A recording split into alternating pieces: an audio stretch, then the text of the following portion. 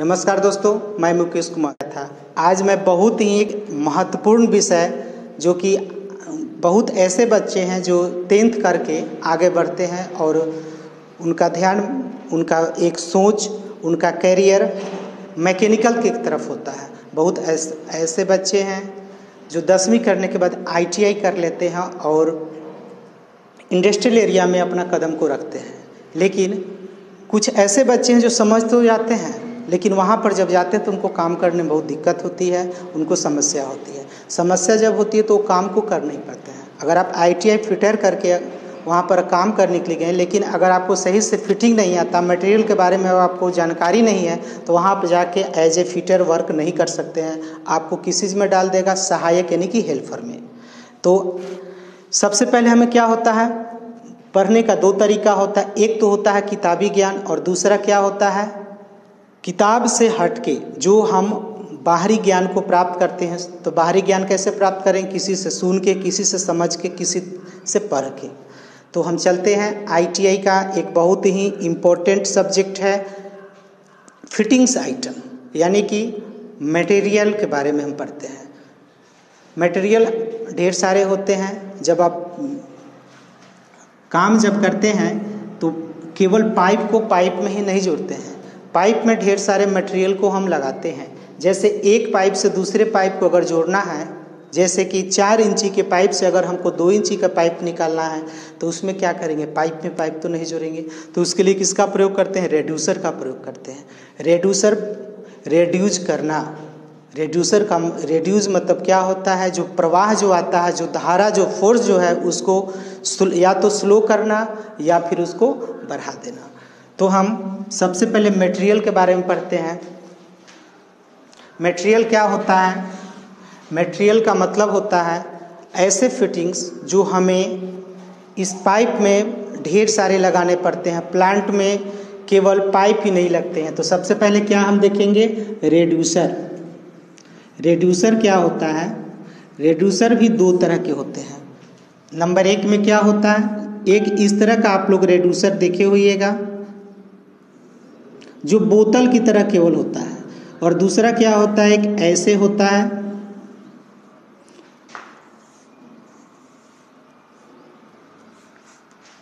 Glass की तरह। ये देखिए, ये रेड्यूसर जो है और ये जो है, ये दोनों में फ़र्क है। फ़र्क क्या है?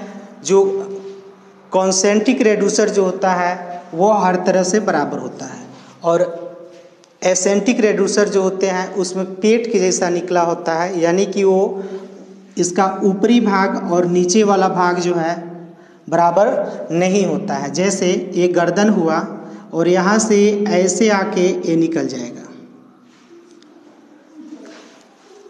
तो ये रेड्यूसर हो गया। रेड्यूस कब करते हैं? जब हमको लाइन को आगे की तरफ बढ़ाना होता है, 2 से 4 इंची का लाइन निकालना हो, 2 से 6 इंच, 2 से 1 इंची का लाइन निकालना हो, तो हम रेड्यूसर का यूज करते हैं। रेड्यूसर 2 तरह के होते हैं जो मैं अभी आपको बताया हूँ, कॉन्सेंट्रिक रेड्यूसर और एसेंट्रिक रेड्यूसर।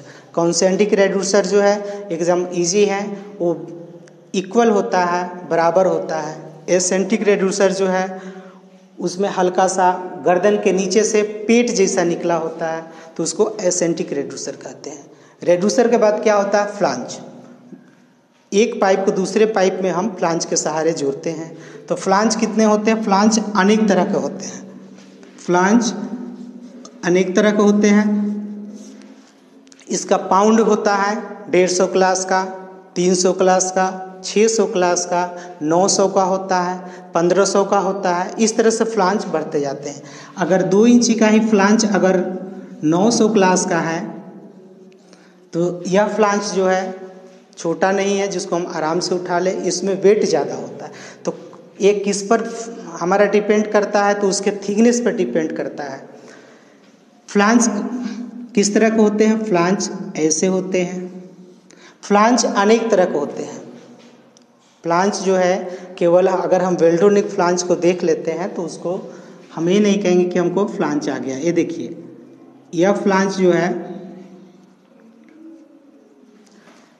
वेल्डो नेक फ्लांज होता है। वेल्डो नेक का मतलब क्या होता है? जिसमें गर्दन निकला होता है। दूसरा क्या होता है, एक फ्लांज सीधा होता है जिसको आरएफ फ्लांज बोलते हैं। वेल्डोनिक फ्लांज में क्या होता है, यहाँ पर आरएफ का मतलब क्या होता है, रेस फेस मतलब एक काट जैसा होता है जिसमें जाके एक दूसरे से चिपक जाते हैं। गैस्केट जब लगाते हैं तो उसमें चिपक जाते हैं, लीक होने की संभावना नहीं रहती है।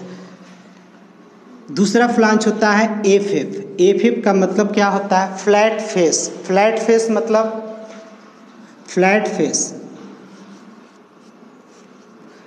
फेस फ्लांज होते हैं। इसका फेस का मतलब क्या होता है, चेहरा।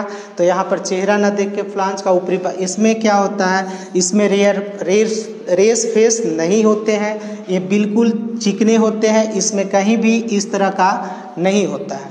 तो फ्लैट फेस फ्लांज और रेयर फेस फ्लांज में थोड़ा सा डिफरेंस है। और फ्लांज के साइज पर हम चलते हैं, फ्लांज के प्रकार पर चलते हैं। तो सबसे पहले क्या हो गया, वेल्डोनिक फ्लांज होता है जिसको हम बोलते हैं वेल्डोनिक। दूसरा क्या होता है, स्लीपन फ्लांज होता है। स्लीपन फ्लांज का मतलब क्या होता है, ऐसे इसमें गर्दन नहीं होते हैं। ये फ्लांज जो है एक दूसरे से नट बोल्ट पर कसे होते हैं। तीसरा फ्लांज जो है वो इसी तरह के फ्लांज होते हैं, लेकिन वो फ्लांज क्या होते हैं, वो बाहरी सतह उसके जो होते हैं, जैसे हर फ्लांज में 2 इंची का जितने भी फ्लांज, हम 2 इंची पर ही चल रहे हैं, तो 2 इंची के जितने भी फ्लांज होते हैं, खूब ध्यान से करेंगे कि अगर उसका क्लास जो है 150 का है तो उसमें होल कितने होते हैं, उसमें होल कितने होंगे, तो 4 होंगे। 2 इंची का फ्लांज, ऐसे फ्लांज जिसका क्लासिफिकेशन 150 यानी कि 150 पाउंड का होगा, तो उसमें कितने होल होते हैं, 4 होल होते हैं। उसी तरह से अगर 300 क्लास का वो फ्लांज अगर हो जाता है तो उसमें होल की संख्या बढ़ के 6 हो जाती है। तो क्लास अगर बढ़ेगा तो फ्लांज का क्या होता है, वेट भी बढ़ता है। वेट का मतलब क्या होता है, वजन बढ़ता है। तो फ्लांज को हम अनेक पार्ट में हम डिवाइड करते हैं, बांटते हैं। तो आपके पास जो ड्राइंग होगा, तो ड्राइंग में आप देखते हैं अगर फिटिंग आप करेंगे तो उसके कोने पर मटेरियल का डिस्क्रिप्शन लिखा रहता है, यानी कि उसका विवरण लिखा रहता है कि उस पाइप में क्या क्या लगने वाला होता है। तो ज़रूरी नहीं है कि खाली फ्लांज उसमें लगे, और भी क्या लगेंगे। अगर उसको बैंड करना है तो उसमें 90 डिग्री, 45 डिग्री और ये सारे 22 डिग्री का जो होता है, यह एल्बो बहुत ही कम लगता है। उसमें क्या लगता है, एल्बो लगता है। एल्बो किस तरह के होते हैं, तो 90 डिग्री का एल्बो दोस्तों, 90 डिग्री का मतलब क्या हुआ, इस तरह से, यानी कि हम लोग जब पढ़ते हैं तो कोण बनाते हैं कि 90 डिग्री का, ये हमारा 90 डिग्री का एंगल हो गया। लेकिन एल्बो जो होता है 90 डिग्री का एल्बो ठीक इस तरह से होते हैं। इसी तरह से 45 डिग्री का भी होगा। साढ़े 22 डिग्री का एल्बो जो है बहुत ही कम लगता है, ज़्यादातर 90 और 45 डिग्री का हमारा एल्बो लगता है। एल्बो के साथ ही साथ पाइप में फ्लांज नीचे लगे रहते हैं। एल्बो क्यों लगता है, उसके दिशा को बदलने के लिए। दिशा को कैसे बदलते हैं, पाइप हमारा सीधे जा रहा है तो आगे जाके अगर नीचे की तरफ आएगा तो डायरेक्ट अगर नीचे की तरफ आएगा तो कितना का एल्बो लगेगा, 90 डिग्री का। अगर थोड़े सा 45 डिग्री में हमारा आता है तो ड्राइंग में आपका दिया रहता है कि कितना का डायरेक्शन है, तो उसके आधार पर हम 45 डिग्री का, मटेरियल डिस्क्रिप्शन में आपका दिया रहता है कि 45 डिग्री का एल्बो। उसका क्वांटिटी भी रहता है कि 1 पीस लगेगा कि 2 पीस लगेगा कि 4 पीस लगेगा। तो इस तरह से आप उस पाइप में हम एल्बो लगाते हैं। उसके बाद क्या होता है, बहुत ही छोटे छोटे मटेरियल होते हैं। कहीं कहीं पाइप में इस तरह का लगा होता है, एक झुनझुने टाइप का होता है, जिसको हम लोग क्या बोलते हैं, निपोलेट। इसको क्या बोलते हैं, निपोलेट बोलते हैं। निपोलेट क्या होता है, जैसे 2 इंची में से 1 इंची का लाइन अगर 20 से निकालना होता है तब इसका यूज करते हैं। निपोलेट अनेक साइज के होते हैं, इसका भी पॉन्ड और क्लास होता है। निपोलेट के साथ ही साथ कहीं कहीं क्या लगता है, वेल्डोलेट लगता है।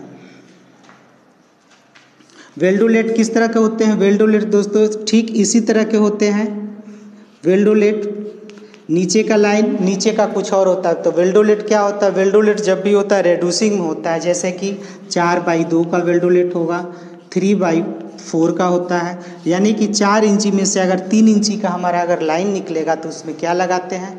वेल्डोलेट लगाते हैं। तो कब लगाते हैं? जब पाइप के ऊपर से अगर निकलेगा तो, और आगे जाके निकलता है, यानी कि 4 में से जहाँ पर 4 पाइप का एंडिंग हो जाएगा वहाँ से अगर 6 का निकलेगा तो हम लोग रेड्यूसर का यूज करते हैं। 20 से अगर निकलेगा, पाइप के सहारे से निकलेगा तो वेल्डोलेट का यूज करते हैं। छोटे छोटे पाइप जो है, जो स्टीम ट्रेसिंग का लाइन होता है, उसके लिए हम निप्पोलेट का यूज करते हैं। निप्पोलेट जो है बहुत ही छोटा मटेरियल है, जिसको आराम से उसको रखते हैं। एक बार अगर गुम हो जाता है तो अगर फिटिंग करते समय अगर ये मटेरियल हमारा गुम हो जाता है तो इसके लिए अलग से सरचार्ज लगता है, यानी कि उसका अलग से पैसा लगता है।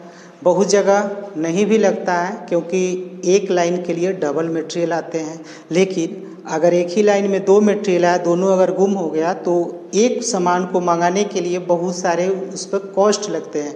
तो मटेरियल फिटिंग्स का जितने भी मटेरियल होते हैं उसको बहुत ही ध्यान से, बहुत ही सावधानी से रखते हैं, और फिटिंग्स के बाद इसको हम इसका यूज करते हैं। बहुत जगह फिटिंग कर फ्लांज को और पाइप के सारे फिटिंग कर दिए, एल्बो तो लग गया, निप्पोलेट बाद में भी लगता है।